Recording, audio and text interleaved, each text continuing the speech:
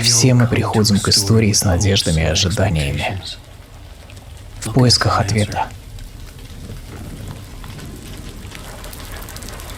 И иногда было бы лучше жить с этой надеждой, так и не найдя этой истории.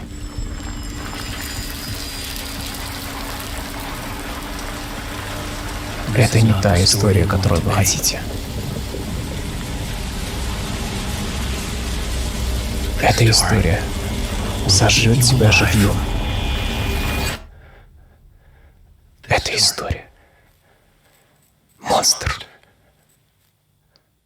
А у монстров есть много лиц.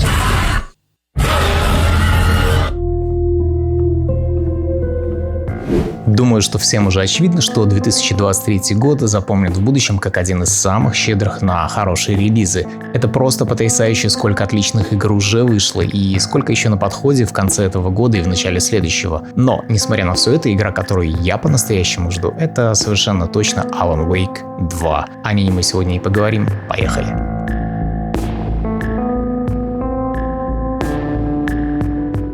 В современной игровой индустрии разработчиков, в которых я могу быть уверен на все 100%, по правде говоря, можно пересчитать по пальцам одной руки. В этот список совершенно точно войдут Naughty Dog, From Software, Insomniac Games, ну и, конечно же, Remedy Entertainment. С момента первого своего хита в лице потрясающей Max Payne, финская студия прошла большой путь длиной 22 года. За это время Remedy выпустили несколько успешных игр, собственно, Alan Wake, Quantum Break и относительно недавний Control, каждый из которых от тайтла к тайтлу формировала собственные стили подачи, за которые разработчиков так любят и уважают по сей день. Как и в случае с From Software, запуская любую игру финской студии, безошибочно понимаешь, это ДНК Remedy. Повествование, геймплей, атмосфера не просто непередаваемые и не похожие ни на кого другого. Лично я безмерно ценю эту индивидуальность, особенно на контрасте с множеством безликих проектов, отличающихся лишь названиями. Ладно, ближе к делу, а в частности к Alan Wake. Рассказывать о второй части Alan Wake невозможно, хоть вскользь не сделав отсылки к первой части игры, к ее лору и механикам. Ведь Alan Wake 2 — это прямое продолжение сюжета первой части, так что контекст крайне важен. Итак, после легендарных двух частей Max Payne права на франшизу ушли к небезызвестным Rockstar Games, а сама студия заключила контракт с Microsoft. И спустя 7 лет после релиза второй части Макса Пейна в 2010 году свет увидела новая игра студии — Alan Wake. В этом месте важно познакомить вас со сценаристом Remedy, Сэмом Лейком. Этот мужчина известен не только тем, что подарил внешность Максу Пейну, ведь именно ему мы должны быть благодарны за потрясающие сюжеты и лор Макса Пейна, Alan Wake и Control. Ну и по совместительству он медийное лицо и творческий директор Remedy. К чему же я веду? Если вы посмотрите хоть одно его интервью, вы поймете, что этот человек по-настоящему любит то, чем занимается. И, по его словам, все до единого сотрудника Remedy разделяют эту страсть к видеоиграм и медиа. Почему это важно? Да потому что такую игру, как Alan Wake, невозможно сделать, если ты не вкладываешь в нее всю душу. Да, сейчас, спустя 13 лет, технически игра может быть и устарела слегка, однако любой запустивший ее поймет на уровне подсознания скорее, сколько сил, ресурсов и любви в нее вложили. И нужно понимать, что на то время Remedy по современным меркам была инди-студией со штатом не более 50 человек. А какой результат? Я никогда не забуду своих эмоций, когда проходил игру на Xbox 360. Я тогда только переехал в Питер, много читал, в частности Стивена Кинга. И на волне одиночества в чужом городе вселенная Alan Wake произвела на меня просто непередаваемое впечатление. Несмотря на то, что игра была очень красивой для своего времени и геймплей был хорош в общем-то, несмотря на некоторую критику, самое главное, что запомнилось, это ее атмосфера раз, сюжет два. Это одна из тех игр, которая моментально становится культом, благодаря глубокому и сложному лору. В каждом своем аспекте она была необычной и не похожа на другие игры, с кучей отсылок и недосказанностей, что стало своеобразной фишкой Remedy в будущем. К слову говоря, Сэм Лейк заявил, что вторая часть будет понятна даже тем, кто не знаком с оригиналом. Однако споры по поводу сюжета Alan Wake идут до сих пор, и если вы в свое время играли в первую часть, но сюжет позабыли, то очень рекомендую посмотреть какое-нибудь объяснение лора на YouTube перед прохождением второй части игры. Поверьте, вы будете удивлены, насколько глубоким и проработанным может быть сюжет, и сколько секретов и глубины он хранит. Но для тех, кто в первую часть не играл, а хочет начать сразу со второй, то бегом знакомиться с оригиналом. Ну или как минимум посмотрите некраткий пересказ сюжета, иначе вы лишите себя львиной доли удовольствия от прохождения.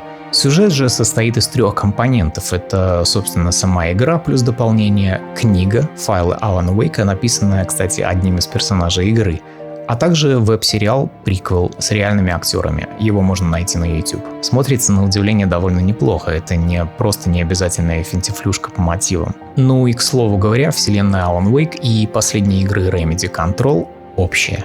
Это вообще взрыв мозга, когда понимаешь, что события обеих игр тесно связаны.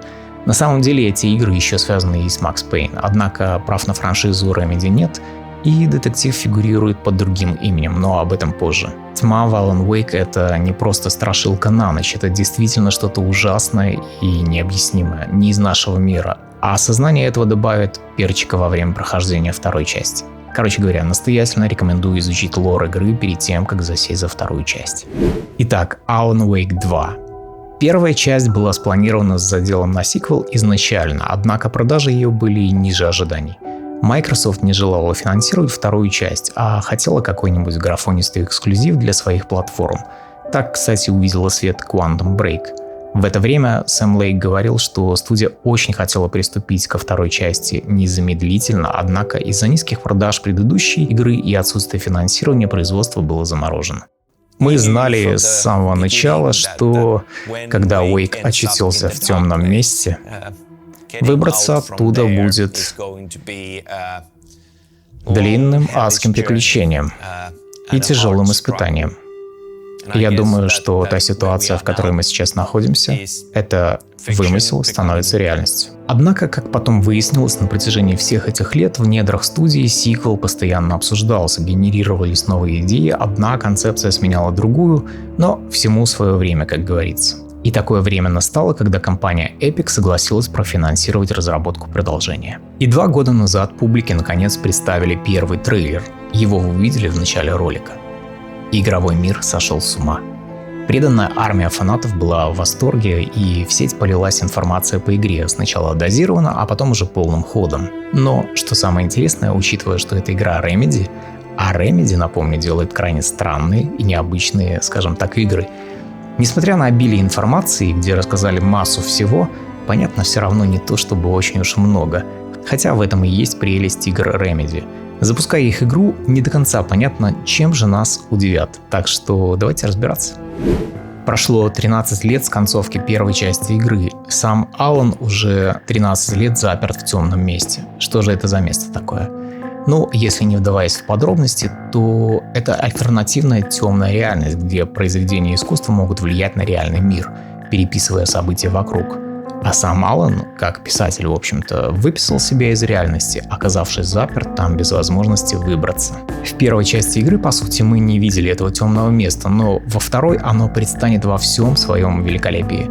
Оно странное, мягко говоря, и от этого такое по-темному чарующее и захватывающее воображение. Вы уж поверите, Remedy выжмет из этой концепции максимум. Мало кто, как они, умеют в игры разума. Для Алана же темное место — это Нью-Йорк. Он жил там раньше со своей женой, там же происходит действие его книг про Алекса Кейси. Дружно вспоминаем нуарный Макс Пейн. Это место похоже на липкий кошмар, где реальность переплетается с чем-то густым и пугающим, где все вроде как знакомо, но одновременно такое чужое и отталкивающее, где нельзя верить ничему, что видишь. В этом месте законы реального мира просто не действуют, оно постоянно трансформируется и изменяется. Ну а в плане дизайна темное место построено таким образом, чтобы держать игрока постоянно на пределе, когда нервишки как струны, когда не знаешь, чего ожидать в следующую секунду. Но благодаря этой нестабильности сам Алан, в общем-то, может менять свою реальность. Как же это происходит? По нажатию одной клавиши мы переносимся в комнату писателя, которая условно находится в голове у главного героя. Там же, получив подходящее вдохновение в процессе самой игры, мы можем переписать историю этого места, что моментально отразится и на мире игры, отобразив альтернативные события и открыв новые пути, которые двигают дальше сюжет. Ну а что касается самого Алана, то он выглядит и ощущается таким классическим параноиком. Однако паранойя — это приобретенная, конечно, учитывая, что ему пришлось пережить, выживая 13 лет в темном месте. Ну что же, с Аланом все более-менее понятно, но главным сюрпризом стало появление второго играбельного персонажа в игре. Как говорит сам Сэм Лейк, в игре сейчас стало несколько двоек. В названии два совершенно разных мира, и то, что теперь эта история не только про Алана Уэйка. Привет, я Мелани Лайберт, и я играю сагу Андерсон в Alan Wake 2. Так как игра построена на дуальности миров и реальностей, разработчикам нужна была альтернативная точка зрения на происходящее, другая перспектива, особенно учитывая то, что Алан заперт в темном месте, а нужно было показать события, происходящие в реальном мире. Итак, сага Андерсон, агент ФБР, недавно прибывшая в регион Брайт-Фоллс для расследования ритуальных серийных убийств. Как говорится, писатель ищет вдохновение, а детектив ищет ответы. Мы можем проследить некую параллель здесь. Как говорят разработчики, одна из причин появления саги в игре — это дать возможность новым игрокам залететь в сюжет вселенной без особых трудностей из-за незнания лора. То есть сага в процессе игры за нее будет разбираться в судьбе Алана Уэйка вместе с новичками серии и напоминать не новичкам, собственно, что же там произошло 13 лет назад и из-за чего вообще вся движуха. Довольно логичное решение, как по мне. Многие остались не в восторге от выбора самого типажа героини. Женщина, афроамериканка, вы понимаете. Однако я категорически не согласен, что сагу ввели в угоду повестки. Персонаж ощущается очень органично и благодаря своему характеру еще лучше передает дуальность игры. Внутреннего дискомфорта я не ощущаю, хотя довольно часто это происходит с тайтлами последних лет. Прорабатывая сюжетную линию агента ФБР, Remedy вдохновлялись не абы чем, а сериалом «Настоящий детектив» первый сезон, Twin Peaks, «Молчание ягнят», и в большей степени триллером «7», а это, согласитесь, очень круто. Компанию агенту Андерсон составит ее коллега Алекс Кейси, которого играет, кстати, сам Сэм Лейк, и который, на минуточку, главный герой самой известной серии романов Алана Уэйка. А еще Алекс Кейси мог бы носить имя Макса Пейна, если бы права на франшизу остались у Remedy, о чем я говорил ранее. Так, остановочка, пока не ушли в дебри теорий. Как и у Алана, у саги будет своя комната с доской для расследования в голове, где мы будем развешивать и рассматривать улики, расследуя дело о серийных убийствах и стараясь разобраться в том, что же произошло с Аланом Уэйком. Судя по отзывам поигравших, заниматься этим на удивление довольно интересно. Сага будет вести свои расследования как уже в известном городке Брайт-Фоллс, так и в окрестностях, в лесах всяких и полях. Это будет такой полуоткрытый мир, ближе всего, наверное, к ремейкам последних Resident Evil, когда можно будет возвращаться к уже посещенным местам. Кстати, о Резиденте. Первая часть игры по жанру была скорее экшен-триллер, вторая же стала полноценным survival-хоррором, схожим с последними частями Resident Evil, если уж сравнивать. Те, кто играл в предыдущую игру студии Control, знают, что разработчики крайне мощно прокачались в создании roguelike механик, и я думаю, что этот опыт очень поспособствует интересным исследованиям локаций в Alan Wake 2. По всем канонам жанра survival ресурсов очень мало, персонаж ощущается тяжелее и реалистичнее. Враги злые, жесткие, каждая схватка как последняя. По сравнению с первой частью врагов и столкновений с ними стало меньше, но они получились гораздо напряженнее и сложнее. Как раньше мы сбиваем темный щит с помощью света, а потом разбираемся с врагами уже огнестрелом. За годы опыта Remedy отточили ганплей практически до совершенства. Каждый выстрел имеет вес и отдачу, никуда не делось фирменное уклонение. По словам поигравших, схватки ощущаются потрясающе. Враги представляют реальную опасность, сражаться очень интересно и напряженно. Хвалят также игровые загадки, говорят, они очень органично вплетены в мир игры, не вызывая диссонанса, как в том же Резиденте. Разные реальности, в которых находятся герои, накладывают отпечаток и на геймплей, конечно. По сути, вся игра — это смесь психологического триллера, детектива и хоррора. За агента Андерсон мы занимаемся классическим расследованием. Собираем, изучаем улики и разговариваем с жителями Брайт-Фоллс и окрестностей. Схваток с врагами не так много, вся атмосфера строится на предвкушении опасности, саспенсе и боязни неизвестного. Когда тебе страшно продвигаться вперед, но сама детективная работа требует ответов на вопросы, и сага вынуждена идти дальше в своем расследовании, узнавая и испытывая то, что нормальному человеку никогда не снилось. Героиня по характеру добрая и эмпатичная, рассказывают разработчики, однако работа вынуждает иногда показать зубы. Да и вообще двух героев явно что-то связывает. Что-то темное, наверняка с этим есть какие-то сюрпризы в сюжете. Прошлый агент Андерсон, вероятно, хранит парочку скелетов в шкафу. Алан, в свою очередь, как крыса в адском лабиринте, который он сам и создал. Он просто пытается выжить, выбраться из темного места и по пути окончательно не рехнуться. Нью-Йорк Алана Уэйка — это кошмар чистой воды. Нельзя верить своим собственным глазам в этом царстве теней, многие из которых не постесняются напасть из-под тишка. У героя есть еще некий фонарь, с помощью которого можно менять реальность, находя новые пути и решая загадки. О нем нам расскажут в начале игры, пока непонятно, откуда он взялся. Может быть, это один из артефактов Control? Врагов и всяческих ненормальностей в темном месте больше по сравнению с реальностью агента Андерсон, ну и атмосфера более густая и вязкая. А еще в этом альтернативном Нью-Йорке есть главный герой книг Алана, детектив Алекс Кейси, с внешностью и голосом Макса Пейна. Его озвучивает Джеймс МакЭфри, который озвучивал Макса во всех 3 частях, кстати. Недавно журналистам и блогерам дали поиграть несколько часов в Alan Wake 2. Да, все хвалят игру, но, что самое интересное, большинство начинает свой обзор с того, что игра выносит мозг своей графикой. Созданная на своем собственном движке Northlight, графически, на ПК, конечно, с трассировкой лучей, игра ощущается едва ли не самой красивой и технологичной на данный момент. И это неудивительно, еще Макс Пейн поражал своими технологиями. Для меня это точно были лучшие слоумо и физика тел в свое время. А Control, вспомните, это первая игра с настолько продвинутым рейтрейсингом для своего времени. Короче говоря, Remedy знает толк в графике, и Alan Wake 2 не исключение. Больше всего поражает, конечно, освещение. Единственная игра, которая может конкурировать в этом плане, это, наверное, Cyberpunk с паст-трейсингом и последним патчем 2.0. Визуально нас совершенно точно ждет одна из самых красивых игр поколения. Как обычно на ПК мы увидим всю техническую мощь игры, но а что там с консолями? Изначально Remedy разрабатывали игру с 30 кадрами в секунду в голове, но недавно разработчики заявили, что каким-то чудом им удалось выжать 60 кадров. Насколько стабильными будут эти 60 и на какие компромиссы пришлось пойти, чтобы достичь этого результата, мы узнаем только на старте, посмотрев видео сравнение. Ну и несколько слов о звуке. Тут просто послушайте.